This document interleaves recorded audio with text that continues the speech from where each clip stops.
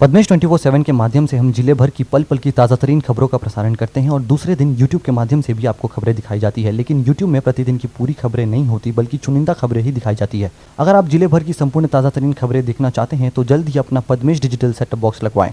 Setup box लगवाने के लिए संपर्क करें 07632240222 या फिर 8319969927।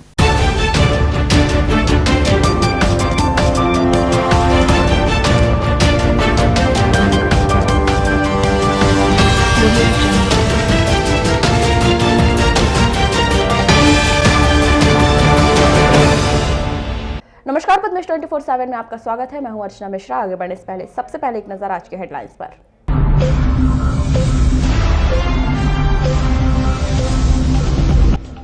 दक्षता परीक्षा में शामिल शिक्षक मिले कोरोना पॉजिटिव। स्कूल में मचा हड़कंप, छात्रों को दी गई 4 दिन की छुट्टी। प्रदेश में बर्ड फ्लू की दस्तक, विशेषज्ञों ने दी जिले के लोगों को सुरक्षित रहने की सलाह। 4 दिन के बाद सोन नदी में मिला मृतक लड़के का शव। 1 जनवरी को नदी में डूबे थे 3 लड़के। 11 बार शिकायत के बाद बनेरा के सेल्समैन पर अपराध दर्ज। 5,18,000 हेराफेरी का मामला। 1.5 सैकड़ा से अधिक लोगों ने जमीन के बदले रेलवे से मांगी नौकरी। प्रशासन को याद दिलाया वादा। और अब खबरें विस्तार से। 1 जनवरी को जिले के किरनापुर तहसील क्षेत्र के हेरे ग्राम के मटकाटोला में 3 लड़कों की सोन नदी में डूब गए थे, जिसकी जानकारी लगने पर 2 जनवरी से लगातार एसडीआरएफ की टीम और स्थानीय स्तर पर मछुआरों के द्वारा सोन नदी में डूबे हुए लड़कों के शव निकालने में लगी हुई थी। बहुत अधिक मशक्कत करने के बाद घटना के चौथे दिन 4 जनवरी की सुबह तीसरे लड़के का शव सोन नदी से बाहर निकाला गया। संभावना व्यक्त की जा रही है कि सोन नदी के कदम घाट में 1 जनवरी घर से मोबाइल रिचार्ज कराने के नाम पर निकले 3 लड़के नदी नहाने उतरे होंगे और संभवतः इस दौरान गहरे पानी में जाने की वजह से नदी में डूब गए होंगे। 2 जनवरी को परिवारजनों ने खोज खबर शुरू की तो इस घाट पर मोटरसाइकिल और लड़कों के कपड़े मिले। इसके बाद जानकारी पुलिस को दी गई और एसडीआरएफ और स्थानीय मछुआरों के द्वारा डूबे हुए लड़कों को नदी से बाहर निकालने के लिए सर्च ऑपरेशन शुरू किया गया। 2 जनवरी की शाम तक राजा नागेश्वर 15 वर्षीय का शव को बरामद किया गया, लेकिन अब भी 2 लड़के दया बारेकर उम्र 17 वर्ष, लक्की नागेश्वर उम्र 17 वर्ष के शव नहीं मिल पाए थे। अंधेरा होने की वजह से ऑपरेशन बंद कर दिया गया, लेकिन 3 जनवरी को पुनः सर्च ऑपरेशन शुरू किया जाना था। उसके पहले ही एक और बालक का शव नदी में अपने आप उफन कर ऊपर आ गया, जिसे बाहर निकाला गया। उसकी पहचान दया बारेकर उम्र 17 वर्ष के रूप में की गई। उसके बाद ऐसा लगा कि तीसरे बालक लक्की का शव भी बड़े जल्द ही एसडीआरएफ और स्थानीय मछुआरों के द्वारा खोज लिया जाएगा, लेकिन 3 जनवरी को पूरा दिन मशक्कत करने के बाद भी उन्हें सफलता नहीं मिली। ऑपरेशन बंद कर दिया गया। 4 जनवरी को पुनः रेस्क्यू ऑपरेशन शुरू किया जाता है। इस बीच सोन नदी में एक और बालक का शव उफनता हुआ दिखाई दिया, जिसे बाहर निकाला गया। उसकी पहचान इस घटना में डूबे हुए तीसरे बालक लक्की नागेश्वर उम्र 17 वर्ष के रूप में की गई। इस घटना के बाद एक बार फिर कई सवाल खड़े हो गए कि छोटी उम्र के बच्चे नदी में नहाने का कितना अधिक शौक मन में संजोए रखते हैं, परिवार को बिना बताए नदी नहाने चले जाते हैं। इस कारण एक बार फिर 3 लड़के नदी में डूब गए और तीनों घर के चिराग हमेशा के लिए बुझ गए। ऐसा नहीं है कि यह पहला मौका है जब इस तरह का घटनाक्रम हुआ हो। पिछले वर्ष भी शहर के आमा घाट में कुछ बच्चे नदी नहाने आए और डूबकर उनकी मौत हो गई थी। यही नहीं, बीते वर्ष में गांगुलपारा के झरने में डूबकर पड़ोसी राज्य महाराष्ट्र के भी कुछ लड़कों की मौत हुई थी। इसलिए ऐसी घटनाओं पर अंकुश लगाने के लिए स्वयं परिवारजनों को ही अपने बच्चों को जागरूक करना होगा, जिससे भविष्य में इस तरह की घटना की पुनरावृत्ति न हो। देश के कई राज्यों के साथ साथ मध्य प्रदेश में भी बर्ड फ्लू की पुष्टि हो चुकी है। इंदौर सहित अन्य जिलों में बर्ड फ्लू की वजह से पक्षियों की मौत की लगातार जानकारी सामने आ रही है। ऐसे में बालाघाट जिले के भीतर भी बर्ड फ्लू से सुरक्षित रहने के लिए विशेषज्ञ चिकित्सकों के द्वारा सलाह दी जा रही है। पशु चिकित्सा सेवा के नोडल अधिकारी डॉक्टर घनश्याम परते जिले वासियों से अपील कर रहे हैं कि यदि कोई भी पक्षी अचानक मर रहे हैं तो उसकी जानकारी तत्काल पशु चिकित्सा विभाग को दे। इसके साथ ही पक्षियों, मुर्गियों के दूसरे जिले में लाने ले जाने पर रोक लगाए, जिससे बाहर से आने वाले संक्रमण को वहीं पर रखा जा सके। डॉक्टर घनश्याम परते के अनुसार बर्ड फ्लू मनुष्य की बीमारी नहीं है, लेकिन एक स्थिति के बाद वह मनुष्य को भी प्रभावित कर सकती है। इसलिए कुछ दिनों के लिए पक्षियों से दूरी बहुत अधिक जरूरी है। कोरोना की तरह इसमें भी सोशल डिस्टेंसिंग बनाए रखें। हर व्यक्ति मास्क, सैनिटाइजर का उपयोग जरूर करे। क्या है, अभी पिछले लगभग 31 और 1 तारीख के दरमियान ऐसी रिपोर्ट्स हुई कि राजस्थान में काफ़ी सारे बर्ड्स मरे, और जब उसकी जांच की गई तो हमें बर्ड फ्लू के लक्षण उनमें पाए गए और पुष्टि हो गई बर्ड फ्लू की। और यही हाल हमारे इंदौर में भी देखने को मिला कि वहाँ एक कॉलेज है, तो दिल्ली कॉलेज, तो वहाँ पे भी लगभग 20-25 कौवे के आसपास उनकी मृत्यु पाई गई। जब उनकी भी जाँच की गई तो उसमें बर्ड फ्लू कन्फर्म हो गया है। तो मतलब इससे तो यह तो तय हो गया कि बर्ड फ्लू का आगमन लगभग हमारे प्रदेश में भी हो चुका है। सर, अपने बालाघाट जिले में क्या स्थिति है वर्तमान में? बालाघाट में भी फिलहाल ऐसे कोई केस रिपोर्ट नहीं किए गए हैं, लेकिन फिर भी सेंट्रल गवर्नमेंट की जो गाइडलाइन जारी हो गई है कि आप एहतियात बरतें, और कहीं ऐसी मान लो शिकायत मिलती है हमारे किसानों को या एक आम नागरिक को कहीं देखने को मिलता है कि कोई पक्षी अचानक से मर रहे हैं, या मान लो कहीं कोई मुर्गी मर रही है, या इवन यदि जैसे चमगादड़ है या कौवे, ऐसे कोई यदि पक्षी यदि कहीं मरने की इसकी सूचना मिलती है तो पशु चिकित्सा विभाग को तत्काल इसकी सूचना दें। सर, ऐसी स्थिति में जो नागरिक है उन्हें किस प्रकार की एहतियात बरतने की जरूरत है? नहीं, एहतियात ये बरतना है कि सबसे पहले जैसे मैंने कहा आपको कि मान लो आपको शिकायत दिख रही है, किसी ने भी बताया, कहीं से भी ऐसी जानकारी जैसे मिलती है, तो सबसे पहले तो आप तो पशु चिकित्सा विभाग को इसकी सूचना दें। और दूसरी चीज़ सोशल डिस्टेंसिंग, क्योंकि कोरोना ने हमको बहुत सारी चीज़ें सिखा दिया है कि हमको सावधानी बरतने की जरूरत है। तो हम अपनी जिले के बहेड़ा थाना क्षेत्र में आने वाले ग्राम बिरनपुर में चोरों ने एक सोने मकान में धावा बोलते हुए 1,40,000 के सोने चांदी के जेवरात चोरी कर लिए। बीती रात ये चोरी की वारदात उस समय हुई जब इस मकान के रहवासी बाहर गए हुए थे। बहेड़ा पुलिस ने भोजराज बसेना ग्राम बिरनपुर द्वारा की गई रिपोर्ट पर अज्ञात आरोपी के खिलाफ मामला कायम कर जांच शुरू की है। जानकारी के मुताबिक 2 जनवरी की शाम 6 बजे भोजराज बसेना पत्नी ललिताबाई के साथ छोटे बेटे नैतिक को समझाकर कमाने खाने के लिए नागपुर चले गए थे। 3 जनवरी को बड़ा लड़का दिनेश बसेना बिजली से घर आया। दरवाजे के ताले टूटे हुए थे और घर के अंदर रखी अलमारी खुली हुई थी। अलमारी में ताला नहीं लगा था। कोतवाली क्षेत्र में आने वाले ग्राम बोदा के स्कूल चौक में अवैध रूप से तलवार लेकर घूम रहे एक व्यक्ति को गिरफ्तार किया गया। गिरफ्तार व्यक्ति चमन उर्फ कराती पिता कान्हूलाल बघेले 42 वर्ष ग्राम बोदा निवासी को न्यायिक अभिरक्षा में जेल भिजवा दिया गया है। कोतवाली पुलिस के मुताबिक चमन उर्फ बराती शातिर बदमाश है, जिसके विरुद्ध कोतवाली में आधा दर्जन अपराध दर्ज हैं। 5 जनवरी को सुबह 10:45 पर चमन उर्फ बराती अपने गांव के स्कूल चौक में अवैध रूप से तलवार लेकर घूम रहा था, जिससे आने जाने वालों और गांव वालों में दहशत बन गई थी।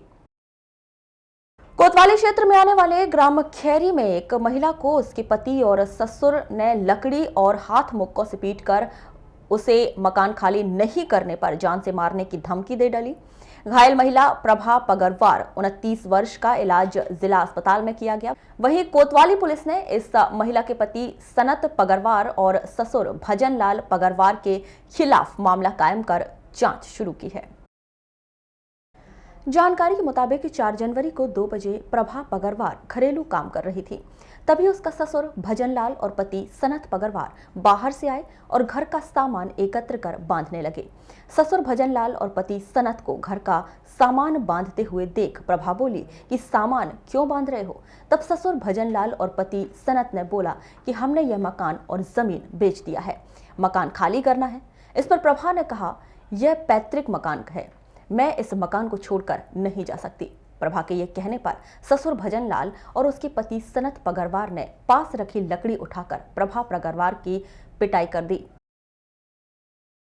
लालबर्रा मुख्यालय से लगभग 2 किलोमीटर दूर राज्य मार्ग क्रमांक 72 में मानपुर स्थित पांगा तालाब मोड़ाई में 5 जनवरी को दोपहर लगभग 1 बजे एक मोटरसाइकिल को अज्ञात डंपर वाहन के चालक द्वारा टक्कर मार देने से तहसील कार्यालय रोड मानपुर निवासी 35 वर्षीय व्यक्ति किरण बिसेन घायल हो गया। सामुदायिक स्वास्थ्य केंद्र लालबर्रा उसे पहुंचाया गया है, जहां प्राथमिक उपचार के बाद उसे जिला अस्पताल रेफर कर दिया गया।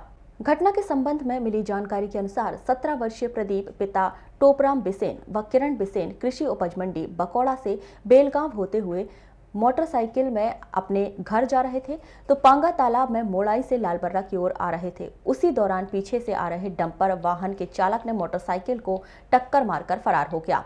इस घटना में किरण बिसेन को पैर में गंभीर चोटें आई हैं। कटंगी पुलिस ने शासकीय उचित मूल्य दुकान बनेरा में खाद्यान्न, चावल और कैरोसिन वितरण में अनियमितता कर 5,18,000 रुपए की हेराफेरी कर धोखाधड़ी करने के आरोप में इस शासकीय उचित मूल्य की दुकान के सेल्समैन संदीप श्रीवास के खिलाफ अपराध दर्ज कर जांच शुरू की है। सेल्समैन संदीप श्रीवास्तव के खिलाफ लिखित शिकायत पुलिस थाना कटंगी में अश्विनी देशमुख, कनिष्ठ आपूर्ति अधिकारी कटंगी द्वारा की गई थी। यह प्राप्त जानकारी के अनुसार जयलता पटले ग्राम बनेरा निवासी सहित 100 व्यक्तियों द्वारा सेवा सहकारी समिति मर्यादित बनेरा द्वारा संचालित शासकीय उचित मूल्य की दुकान के विक्रेता संदीप श्रीवास द्वारा अंत्योदय एवं बीपीएल कार्डधारियों को माह अगस्त व सितंबर 2020 2 माह का राशन सामग्री वितरण नहीं करके भ्रष्टाचार व अनियमितता करने की शिकायत अनुविभागीय अधिकारी राजस्व कटंगी के समक्ष 16 सितंबर 2020 को की गई थी, जिसकी जांच के लिए अनुविभागीय अधिकारी राजस्व कटंगी के द्वारा जांच दल का गठन किया गया था। बैहर थाना क्षेत्र में मलाजखंड रोड विरवा के पास मेटाडोर पलटने से मेटाडोर का चालक गंभीर रूप से घायल हो गया, जिसकी बैहर के अस्पताल में उपचार के दौरान मौत हो गई। मृतक मेटाडोर चालक कैलाश चीले 40 वर्ष लालबर्रा निवासी बताया गया है। जानकारी के मुताबिक 4 जनवरी को कैलाश चीले मेटाडोर में मटर लेकर बिक्री करने मालिक के साथ मंडई छत्तीसगढ़ गया था। मेटाडोर में मटर के 40 बोरे थे। गंडई बाजार में 20 बोरे मटर बेचे थे। 5 जनवरी को कैलाश चीले मेटाडोर में 50 बोरे मटर को लेकर गंडई से लालबर्रा लौट रहा था। 2 बजे मलाजखंड से बैहर की ओर आते समय ग्राम बिरवा के पास मेटाडोर अनियंत्रित होकर पलट गई। जिले के रामपाली थाना क्षेत्र में वेनगंगा नदी के टेडवा घाट से एक युवक की लाश बरामद की गई। मृतक युवक की पहचान राकेश पिता बारेलाल गाडेकर 20 वर्ष पांचोटोला ग्राम साकड़ी निवासी के नाम से की गई। जानकारी के अनुसार 5 जनवरी को सुबह 6 बजे वेनगंगा नदी के टेडवा घाट में एक युवक की लाश देखी गई। पुलिस ने मौके पर पहुंचकर लाश बरामद की, जिसकी पहचान राकेश गाडेकर 20 वर्ष ग्राम पांचोटोला साकड़ी निवासी के नाम से की गई। बताया गया है कि राकेश गाडेकर को तैरना नहीं आता था। टेडवा घाट से अधिकांश लोग महाराष्ट्र में आना जाना करते हैं। संभवतः राकेश नदी से पैदल आते समय वह गहरे पानी में चली गई, जिससे उसकी मौत हो गई, जिसकी पहचान राकेश गाडेकर 20 वर्ष ग्राम पांचोटोला साकड़ी निवासी के नाम से की गई। बताया गया है कि राकेश गाडेकर को तैरना नहीं आता था। टेडवा घाट से अधिकांश लोग महाराष्ट्र में आना जाना करते हैं। संभवतः राकेश नदी से पैदल आते समय गहरे पानी में चला गया, जिससे उसकी मौत हो गई। किरनापुर थाना अंतर्गत बालाघाट के गोंदिया रोड ग्राम कला नेवरगांव कला में कार की ठोकर से एक व्यक्ति घायल हो गया। घायल व्यक्ति दुलेश्वर साहू 38 वर्ष ग्राम खपरी थाना बखारा जिला धमतरी निवासी को जिला अस्पताल में भर्ती किया गया है। जानकारी के मुताबिक 3 दिन पहले डोलेश्वर साहू सहित 5 लोग हाथ बोर का काम करने ग्राम मर्री आए थे, जहां से काम करने के बाद 5 जनवरी को दिलेश्वर साहू सहित 5 लोग ऑटो में हाथ बोर का सामान लेकर ग्राम नेवरगांव कला गोंदिया आए थे। 2 बजे ग्राम नेवरगांव रोड किनारे ऑटो खड़ा करने के बाद ऑटो से सामान खाली कर रहे थे। दुलेश्वर साहू एक मकान में बैग रखकर रोड में ऑटो के पास आया। उसी समय रजेगांव की ओर से तेज रफ्तार से आ रही कार दुलेश्वर साहू को ठोकर मारकर फरार हो गई। कटंगी से तिरौड़ी ब्रॉडगेज निर्माण के दौरान जिन किसानों या हितग्राहियों की जमीन अधिग्रहित हो गई है, उन्हें रेलवे द्वारा नौकरी दिए जाने का वादा किया गया था। इसी कड़ी में 42 लोगों को नौकरी दे दी गई, लेकिन अन्य लोगों ने आरोप लगाया कि उन्हें बीते 2 सालों से रेलवे केवल आश्वासन ही दे रहा है। कलेक्टर कार्यालय पहुंचे पोनिया सहित अन्य गांव के लोगों ने बताया कि कुल 214 हितग्राहियों की जमीन अधिग्रहित की गई है।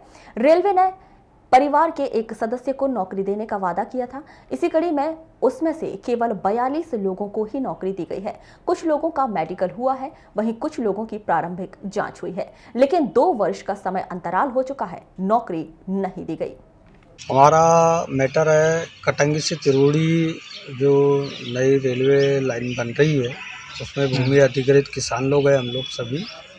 और इसमें क्या है, अधिनियम 2013 के अंतर्गत 214 किसानों की भूमि अधिग्रहित की गई है। तो रेलवे ने परिवार के एक सदस्य को नौकरी देने का वादा किया था, जिसमें 42 लोगों को नौकरी दे चुका है और कुछ लोगों का मेडिकल हो चुका है और बाकी लोगों की प्रारंभिक जांच रेलवे द्वारा कर चुके हैं। और 2 वर्ष हो गया रेलवे जो है मतलब टाल मटोल कर रहा है किसानों के साथ। 1 महीना 2 महीना 15 दिन का टाइम दे रहा है और ऐसा करते करते अभी जो है लास्ट में 2013 के अधिनियम वालों को अब नौकरी नहीं दिया जाएगा कह रहे हैं। तो वही हम लोग अपनी मांग को पूरी करने के लिए जो है कलेक्टर महोदय के पास आए हैं और अपनी याचिका दर्ज करा रहे हैं।